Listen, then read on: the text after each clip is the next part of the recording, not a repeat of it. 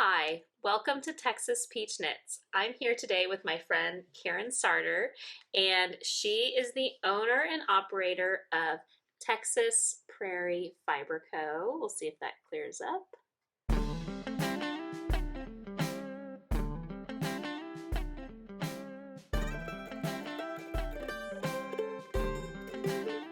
I normally don't interview people or have guests, but we decided that we wanted to share some of her yarn.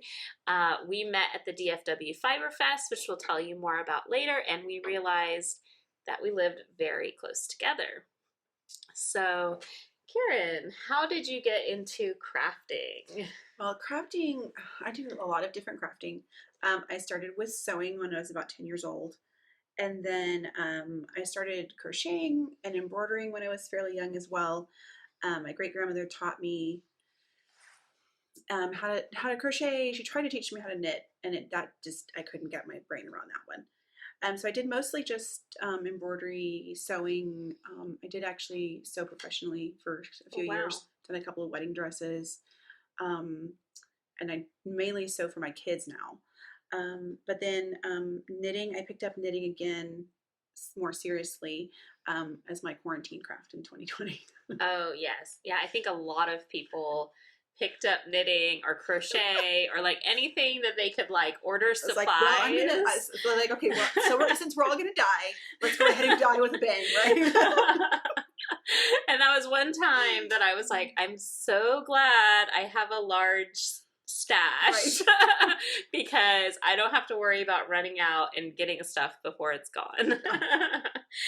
So we both live west of Fort Worth, Texas, and like I said, we met at the DFW Fiber Fest, and Kieran mostly sells her yarn and you have like project kits. Mm-hmm. Yeah. At festivals, and she also has gone to some yarn stores, correct? So trunk shows and some small markets, stuff like that. Yeah. Okay, so like small markets, mostly around Texas, right? Yeah. And when we were talking about how she got started, because I obviously love knitting and crafting, and and I'm always like, maybe I should make a business out of this, but I'm not super business minded. I'm really not either. It shows. How did you get into it? Well, so I am a diehard Facebook Marketplace fan. And one day I was tending to a baby. We both have a ton of kids. It's true. Anyway, and they're all friends, so it's great. But I was taking care of a baby, and I do a lot of Facebook Marketplace scrolling while I'm taking care of babies. And I found this woman locally that had 39 small moving boxes, about like this, of locally grown fleece that she was getting rid of. She was a spinner, and she just needed the money out of it. She wasn't going to be doing all of it, and she needed the space and the money and everything. So she sold it to me for a ridiculously low price. And I told my husband, like, even if we just double our money, like we could really do something with this. So we ended up starting with a mill. At the time, there was not a mill that was in Texas that took public fleeces. So we drove up to Oklahoma, which was the closest one, and she did our first batch. And then as soon as the mill in Natalia, Texas, outside of San Antonio, it's Winter Storm Ranch. As soon as they opened up, then we moved our business there so that we could say that everything was Texas from start to finish. So, and then since then, we processed all of that fleece that I had originally bought. And then I bought, I've been buying fleeces from local farmers, because a lot of times I find that those, if they have an alpaca or like hobby farmers, yes, hobby farmers, they'll just discard the fleece. They have to shear them once a year, twice a year, and they just throw it away because they don't have any market for it. So I picked up fleeces that way, and then had those processed as well. So it is a truly Texas experience from start to finish. So those original boxes that you bought, were those a mix of fleeces? Yes, so there was wool, mostly wool, but there was also some llama, some mohair, some alpaca mixed in. Okay, and then So, you work with the Windstrom mill. yes, Winterstrom. Winterstrom, and I'll put the name so that we make sure you guys know where the mill is or what it is. So, and that is now the only mill in Texas. They actually bought out the one that was doing private spinning, and so they have a mini mill and a full size mill, and they are the only mill in Texas. And are they both located at the same area? Yes, okay, they brought moved all of the stuff is in one location. Okay. Homeschooling family of 10 kids, I think. Wow. 12. Okay. I'm sorry, Sarah, I don't remember. I'm sure it's a good family business. So does the mill help you decide what kind of fiber blends you're going to make? Yes. So I, depending on what I have and what I'm bringing in, they will, recommend, okay, let's do this one all wool, or let's put some alpaca in this. Sometimes you don't want, if depending on the quality of the fleece and the just the feel that it has, you're going to want a different blend. Sometimes if an alpaca is particularly more lofty, you're going to want some wool in there to make it a little bit stronger. Right. And then sometimes if some of the wool is a little bit more rustic, you're going to want to add more, other fibers in there to make it a little bit less scratchy. Because when wool can be anywhere. There's such a wide variety of wool. Okay. So would you say that you kind of run batches and they're not really repeatable? That's true. Yes. Okay. Absolutely.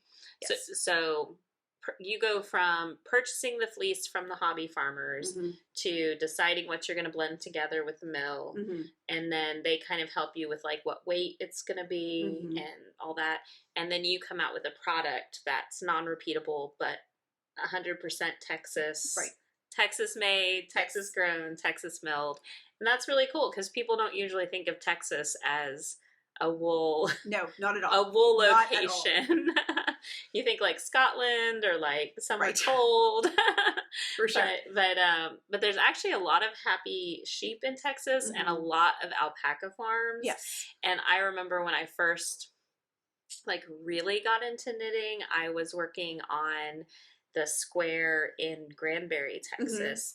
And there was a yarn store there, and they actually had like a shearing day. Oh, cool. At one of the local farms. So like all the knitters and everything went to shearing day.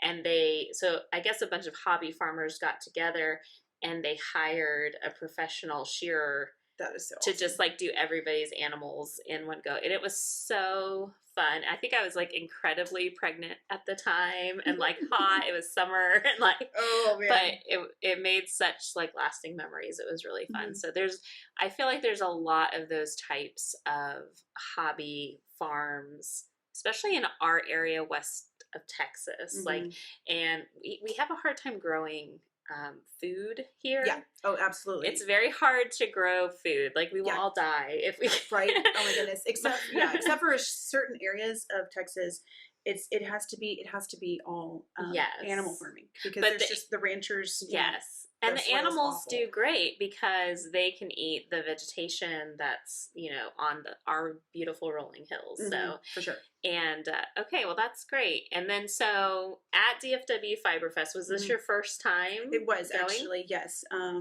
I thought about it before, but it's a really big commitment because it's a big show. Yes. It is actually. I thought it was like the second or third largest in the state, but I found out that it's actually the largest in the state, and it draws from all over the United States.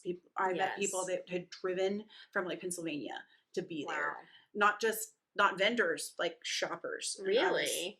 It was incredible to me. I didn't realize it was that big. Wow. So yeah, I met a few vendors from outside of the state, but since I wasn't like I wasn't vending, I was just like going around to all the vendors, and so I didn't really meet a lot of people. Yeah, there was even a vendor that I think was from Oregon. Wow. They drove down. Wow. Like camped out for the weekend and. Okay. So. Well, I didn't know that about DFW. So do we want to show some of your you brought a couple of Yeah. yarns, and we're working on some little projects. Do you want to hear about our projects first? I think you do. Let's talk about it. So, I am still working on socks for my husband. These are his birthday socks. They're probably the 7th or 8th pair I've knit him. And he loves hand knit socks because he has size 13 feet. So it's like hard. my husband. Yes. So it's hard to find like store-bought socks without special ordering them that are like, that fit right, you know? And so here's how the first one turned out. It looks so good. And I love doing the coordinating heel and toe, because see, I had to start the toe really far. So I basically weighed my 100-gram opal Van Gogh yarn, and when I got to, I think 25-ish%, I stopped the leg because he likes a long leg. And then I put in the heel, and then I used the next 25% on the foot, and then I switched to the toe. So that's how I'm going to use the whole ball of the opal Van Gogh. I probably won't have much left over for scrappy projects, but I like the ones that use up the whole skein because I don't like having all the leftovers. Well, in theory, I'm going to make something out of it, but I just like keep them in a bin and like hope that someday something. So like that's your grandma project. That's my grandma project. Okay, that sounds good. I thought I was going to learn piano when I became a grandma. Oh, well, you can do that too. You know, when we're empty nesters, like, oh, we'll yeah. have so much fun. I think because we're so busy with kids that when we do have the kids out of the house, it's going to be like, what are we going to do? My mom's kind of going through that now. My youngest brother just moved out recently. So it's after having 6 kids in the house and homeschooling all those years, she's not really sure what to do with herself. Yeah, I think the time really opens up, and I'm going to be at a lot of knitting events, I think, when my kids are done. Absolutely. So what are you working on? Okay, so I am working on the 2 Tendrils shawl from Susan Weissman, I believe is how it's pronounced. Let's get it a little closer so we can see oh, look at that. This is some Superwash Merino that I purchased and then hand dyed. Actually, Stephanie was there when I was dyeing it. I was showing her how the process goes, and it took me all afternoon and then several days later to try to get the right color. And I didn't realize red could be so finicky. It's very finicky. Blue is also kind of finicky, but green, surprisingly, is extremely easy. Really? So I actually love doing green because I can just make it work every time. So this is for my oldest daughter. She wanted a church shawl. And it's not halfway finished. So this is Susan Weissman and the 2 Tendrils. Mm-hmm. Okay, I'm gonna have to look this pattern up because this is just beautiful. It is, and it's an incredibly simple knit. It does not look at it at all. It looks super impressive. Wow. But it's a very simple knit, so I've got it kind of in between on. And is it gonna end up being a crescent or is it gonna be a triangle? It's a triangle. Okay, triangle. And it has a really pretty oh gosh, I'm blanking. Border. Yes. Lace border. Yeah, not a lace border. It's a rib border. That's what I was trying to say. Oh, okay. So, a ribbed border. Cool. That's really I can't wait to see it finished. Yeah. So, and you're wearing, this was one of your kits, right? Yeah, so this was one of my kits that was made specifically for my yarn. It was done by a Texas designer, Corrine Walcher out of Tyler, Texas. Yes. And she did this is the Taeda shawl. Okay. She wrote that specifically for my yarn. I had 2 samples made. And this one just matched my outfit, so I wore this one. Okay. Does she sell the pattern up through her website? Yes, she does. Okay. And she has her Ravelry page and everything as well. But so I do have some kits, a couple of these kits left. This is a half size. I include 2 skeins in my kit, so it'll be twice as big. So but you get all this really cool. So you could knit 2 of them if you could. wanted the small one. Mm-hmm. Okay. So did you dye this? Yes, this one is, I believe this one was called Alicia. It was named after a friend of mine. That was like, this is her color. But that was a very small run. A lot of times I don't repeat colors, because they're hard to repeat, and I just like to keep going. So. Yeah, but this is beautiful, and it reminds me of like the lace collars that people wore. Yes, it looks very historic. Yes, I love it. I actually, that's one of my like things that I would like to do in the future is do like historic reenactment and like take my spinning wheel. I need a more historic looking spinning wheel maybe, but like go hang out places. Like I know a girl that can make your costume. Oh, is it you? Yes. I started. Some of my very first sewing projects were historical. Costumes. Okay. So, but a couple towns over in Weatherford, they have the Doss Heritage Museum, which they are installing a log cabin village. Oh, so cool! I didn't know about that. You didn't know that? No, okay, that's so awesome. So the museum is like a local Texas history, and they bring in other types of museum exhibits, but they're installing a log cabin village that is made up of cabins that were found around the Parker County area so cool. behind the museum. And I'm just so ready to be like, hey. I'm going to have to drop off my card for costumes. I know, yes, I've been to so many times I've been to like living history things, and especially with all the volunteers, and you go and you're like, okay, she's making bread in a ball gown. It's just not. Oh yeah, that's not very historically accurate, but you know. And I'm kind of a snob when it comes to Well, so we're gonna go knock on their door and be like, "You need us. We're not crazy, but." Well, maybe we are, but maybe it's just so fun, right? It's just so fun. So anyways, they've been working on that log cabin village installation, and we actually have probably the perfect thing for them to decorate their log cabin village with. Do you think? Probably so. I'm going to show it now. I don't think we talked about what order we were going to do things in, and I'm just going to go out of order a little bit. I'm good with anything. Okay. I got the afternoon off. I know, it's nice. So I took some of Kieran's yarn, I give you a peek, and made this beautiful basket, and she helped me find the pattern. So this is an alpaca wool blend. Mm-hmm.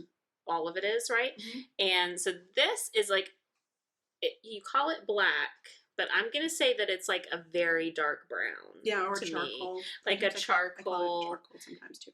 Yes. And then this is a really lovely, rich brown gray. Mm-hmm. So, and it is undyed. That's the natural colors. This is the natural color. So they're both alpaca wool blends. And you made something else out of this gray, didn't you? Yes. So I started doing Christmas stockings for my family. We're doing different, I'm going to do different patterns on the shaft, and then just a plain foot. And then I will put a little plaid cuff on there for my family's tartan, the Smith tartan, to make them all match. But I've got a couple of different, here's another one that I'm working on. So it's a different pattern on the shaft. And these are from the same, just like gorgeous gray-brown alpaca blend.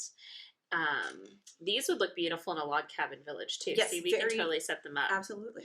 And it's very cottage core. So this basket is, it took me, I want to say, like, if I put all the time together, maybe like 2 to 3 days mm-hmm. of like just normal crafting time mm-hmm. to put this together. And it's all single crochet plus like the crochet increases, decreases, those types of things. And it's got this round flat bottom, and it's about the size to fit some books. So I'm going to try to put my little stack of books in here. I've got leftover yarn in there too, so you can hold all kinds of things. But so it's like a little, and there's yarn down here under the book, so that's why they're kind of sticking up. But we were just thinking, like, this is such a gorgeous basket for holding your project, keeping your cute books in. We even talked about like a Montessori type homeschool mm-hmm. classroom where you really want natural fibers.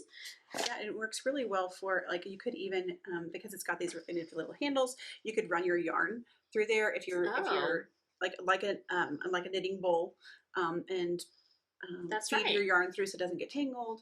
You could. It could also be, you can also do gift baskets. or we were even talking about a cover for a little potted plant, like Oh, a that'd be so cute. little fiddle leaf fig or something.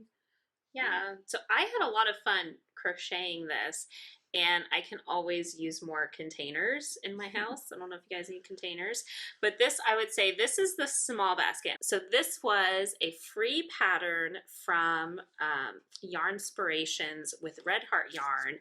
They're called the Colorblock baskets, and I made the smaller one, and I just adjusted the colors so that we had more of the dark and less of the light color, because really when I'm making things for my home,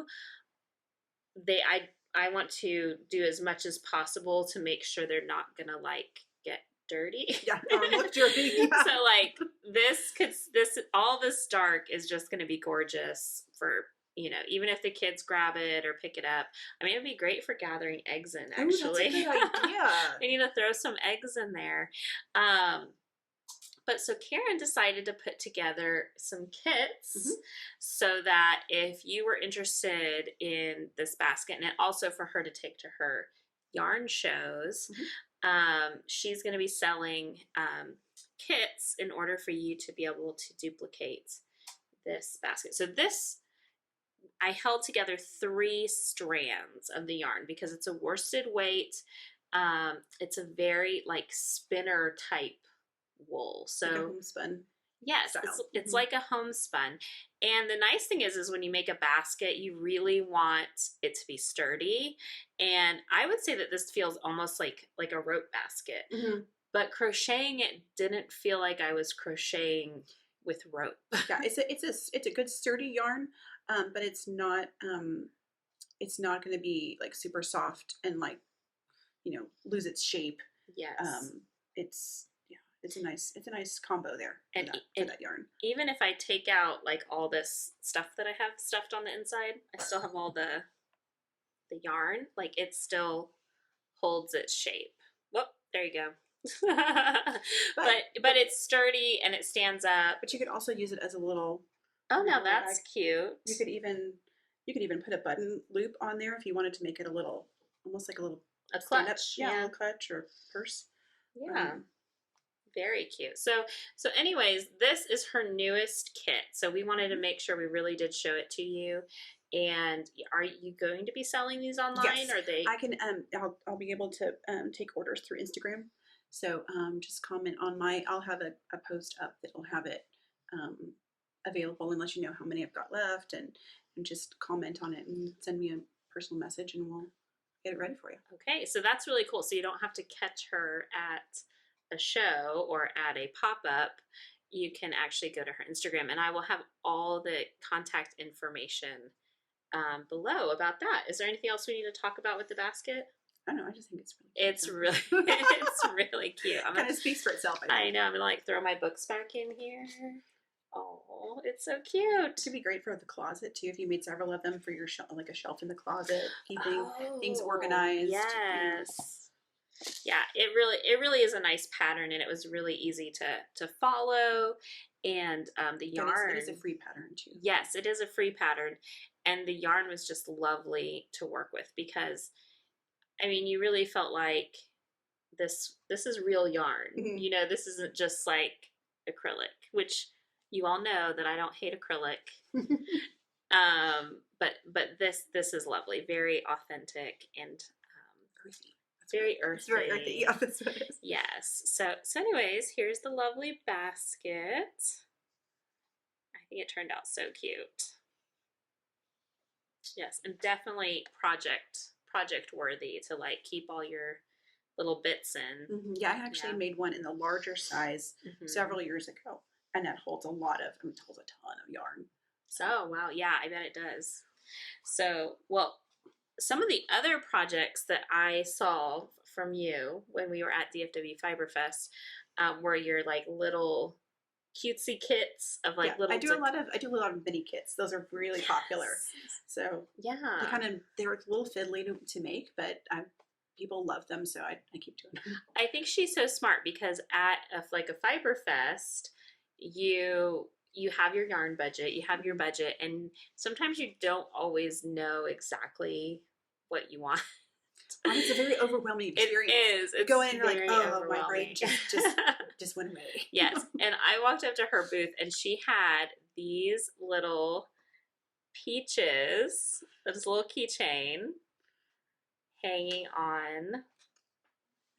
I just wanted to show you that little indentation there that really makes it set off as a peach. It really looks like a peach, yeah. I think that was probably what drew you to the booth first. I was like peaches. So, but I bought one, and I think I showed this after I went to DFW Fiber Fest, and I've actually crocheted it. And I've done the little leaves too, but I haven't put mine together yet because my daughters used up all of my stuffing. But if I had known I had a ton of it at home, I could have brought you. I mean, it's so tiny. You think I could find like a little tiny bit of stuffing, but here's my little peach that's like, it just still has the hole so I can stuff it and then finish it off. But so I asked Kieran to bring one of these kits. So it comes with the pattern and with the clasp, and I think it even came. It came with the stitch marker. With the stitch marker. The only thing you need is your crochet hook. Mm-hmm. And so if you're still with us, which we hope you are, you can comment below and tell us what you would put the keychain on. Would you put it on your keys, or would you hang it from a project bag? Would you attach it to your purse or somewhere else? If you would like to win the keychain, just let us know below what you would attach it to. So, and then I will draw a winner, and in my next normal knitting podcast episode, I will announce the winner from the comments. It comes with plenty of yarn to make this. If you see, I'm almost done with the peach, and I still have, like, I could maybe almost make a second peach. I wasn't sure that I would. It's enough to do two, but I mean, you can try. But I might run out. I put enough in there to make sure that you had plenty, because I don't want, some people crochet a lot more loosely than others. Yes. I didn't want somebody to run out in the middle of it going, now you want me some more yarn? And I have to remake them, because I do kits in small batches. Actually, look how small mine is compared to yours. Still, yeah, it depends. It's just different. Now, part of it will stretch a lot too when I stuff it. Okay. Mm-hmm.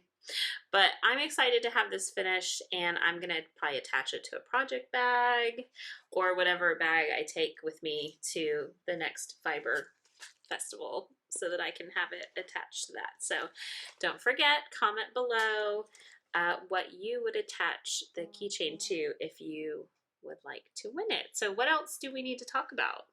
So this is these are the skeins that are in the basket kit, and they will come with the basket kit. They'll come pre-weighed out so that you should have enough to do the basket. That's one thing why when I do kits, I have different knitters or crocheters do up a sample for me, so we can weigh it. We can make sure that it's got enough yarn for the kit, and then have a sample to show, hey, this is what this makes. So anyway, so this is what it looks like in its natural state. You can see all the different variegation of the colors, and there's definitely some of that prairie still in it. Yeah. So this is the like charcoal color, and it is a very natural yarn, and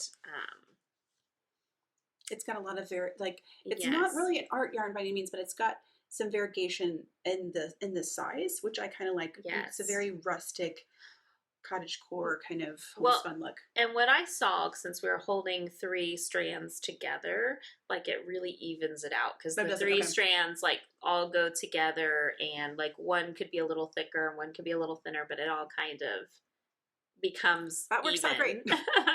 So, but here's the lighter gray. You can kind of see it's got a lot of fun variegation, just like when because of the different fibers that are blended together, it gets a lot of different color going on. And so a lot of these I don't even dye because they're so pretty on their own. On the natural color, they're beautiful. Yeah. And actually the first fleece I bought was a brown fleece, because I didn't want to have to dye it because I still haven't dyed anything other than at your house. And that I didn't really do. I just stood there and like, and I was very ill prepared. I was like, oh, it's fine. We'll just come over. We'll just do it. And I was like, oh my gosh, this was such a bad teacher. So what are your plans for your business kind of looking forward? Are you going to be doing more shows? I'm going to be, I just actually signed up for the DFW Fiber Fest, and I'm waiting for my approval. Wow. But then I have a couple of trunk shows coming up this year. And then I'm looking to probably take a break for a few years, get my kids, growing up a little bit more. And then I'm hoping that one of my daughters will actually be interested in picking it up and start doing those on her own.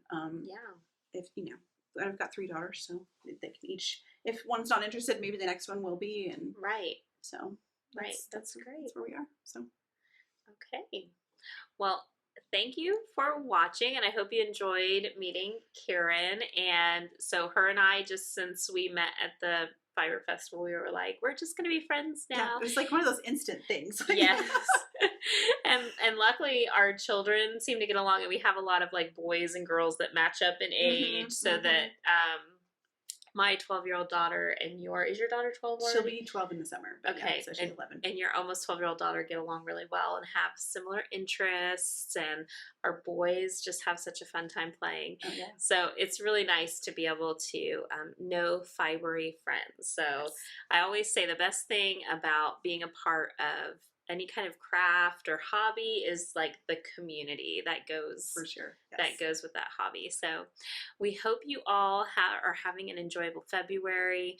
We are having like summer weather.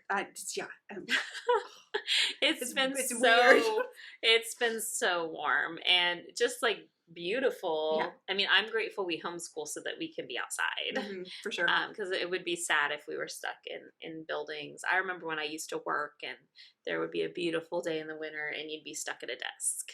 So it's lovely here. We hope it's lovely wherever you are in the world. And thank you for watching. And please comment below if you would like to win the keychain, where you would like to hang it, and then also if you're interested in Kieran's basket kits, which are her newest, coolest kit, you can go check out her Instagram, and I will put the links for that all below in the information box. So bye. All right, thanks so much. Thanks, bye.